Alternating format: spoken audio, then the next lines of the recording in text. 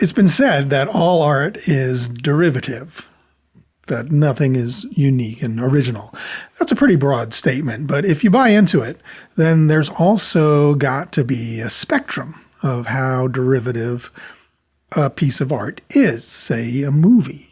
On the one side of that spectrum, let's say the film is a good film, is made with a lot of true passion for the end result, and is the vision of hopefully, one writer and director, or maybe a small team, and it has its own unique voice, characters, style, story, and a real reason to exist on its own.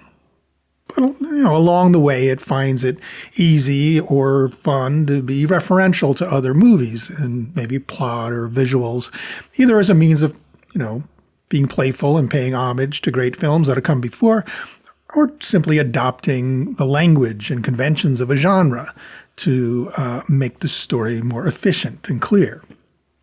But that implies the other end of the spectrum, where a film is so referential and pays so much homage to what's gone before, visually references so many other films, tonally references so many other scripts and stories, that there's almost no real reason for it to exist on its own. It has no identity of its own. So which side does In Your Dreams fall on?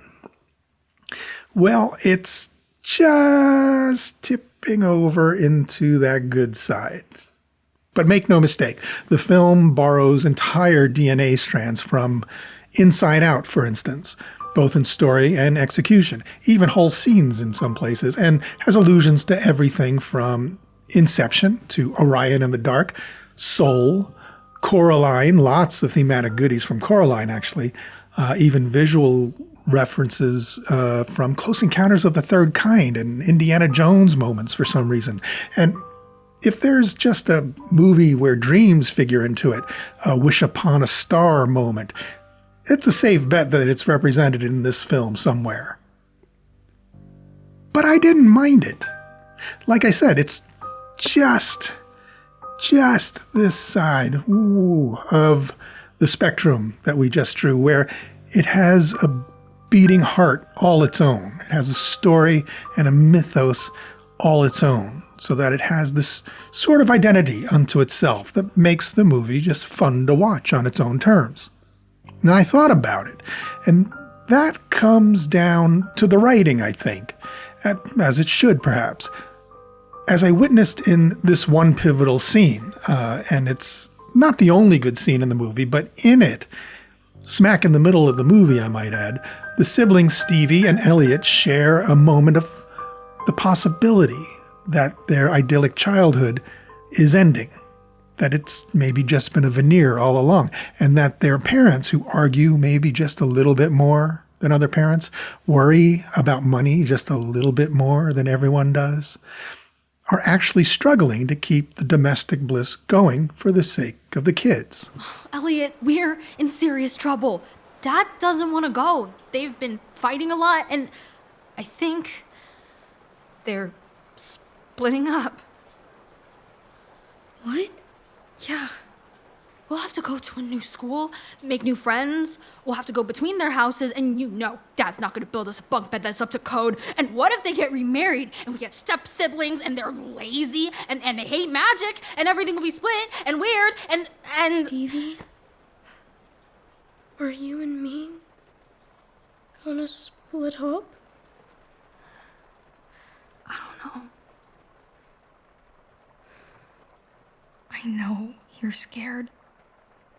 But we have a chance to save our family if we can just find the Sandman. Now, Dad's dream of a successful band, which Mom was a member of, that's a twist on the dad who never grew up trope that I really appreciated in this film. That dream is getting long past its use-by date now. And Mom is going away now for a few days to visit family and explore a job opening that could fix a lot of their financial woes. But only if they all move to Duluth. The question gets asked, will Mom maybe go to Duluth alone?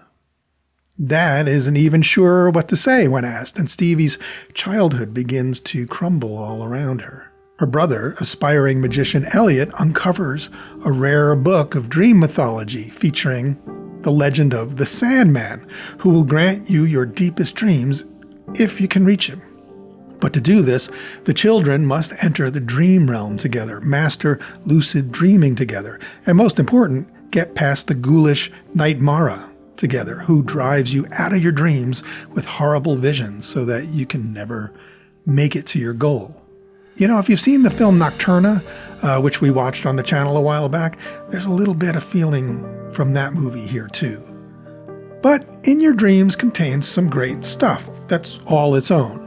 Fun action sequences, much of it in the dream realm where anything goes, and where younger Elliot's dream tactics don't always work hand in hand with older sister Stevie's plan to save their family. The direction is, again, sturdy, I'll call it. There are moments you wish that maybe a young Steven Spielberg was at the wheel to wring just a little bit more pathos out of a given moment. But the music is also worth a mention. The score is working pretty seamlessly here with the story to fill any emotional gaps where the direction doesn't quite land sometimes. Together, you get the feeling, that this film was made or started by a Netflix committee somehow, but then helmed by a principal crew that then took it and ran with it and made it with a bit more love. You just need to really see the somewhat generic design of the characters and the world and the style of it all to know that, a safe route was prescribed for this film from the outset, with characters and visuals designed with that Pixar light look that's, not very daring, but with an emphasis on clarity that serves, all sorts of viewers. It just doesn't lend the film its own style, and you'll maybe remember some of what you felt while watching this film long after you've forgotten what the film looks like. This is, though, probably a really good movie for family movie night, and I just couldn't let it pass by without a look-see, because we don't get so many movies like this in a given year that tick all our family night boxes as well as In Your Dreams actually kind of does. Now, I won't spoil the ending, but if you've seen Coraline and remember her big growth opportunity when choosing between that ideal dream life and the reality of growing up and accepting life with all its actual myriad challenges and funkiness, well, if that movie did it for you, you might actually just love In Your Dreams too, on a different level. I had this movie on my calendar for some time, waiting for it to arrive, and while I wasn't disappointed when it finally did show up, I wasn't blown away either. It made me want to go back and watch Over the Moon again, which is also, I think, by Netflix Animation, since we never reviewed that film on the channel, or actually just enjoy the solid story and direction of a movie like Inside Out again. In Your Dreams is, at times, a pastiche of many other films, but great films, and the best moments of those films, with a dash of originality thrown in. I mean, the movie is almost Inception for kids in a lot of ways, and it doesn't shy away from visually referencing that idea. But I love Inception, so, more power to you. So I enjoyed it overall. I'm not building it up into a masterpiece, but, tell me what you think in the comments if you have a chance to check it out. I'm going to give this movie maybe a low-key recommend for the reasons that I mentioned, but what did you think? I'd be interested to hear your feedback. And if you've enjoyed being with me here to talk about this movie for a few minutes and don't want to miss the next video, hit the subscribe button and hit the bell notification and maybe even give us a like. I'd love that. Check out our movie night t-shirts in the shop below too. That's another way to help the channel grow, or become a monthly member.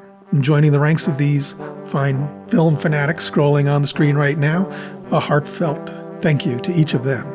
I haven't been around as much as I'd like to be in the last couple of weeks because of lots of unexpected stuff going on in my parenting life lately. But, that's fatherhood for you. But I will be back again soon, and I hope to see you then. So come on by. Take care.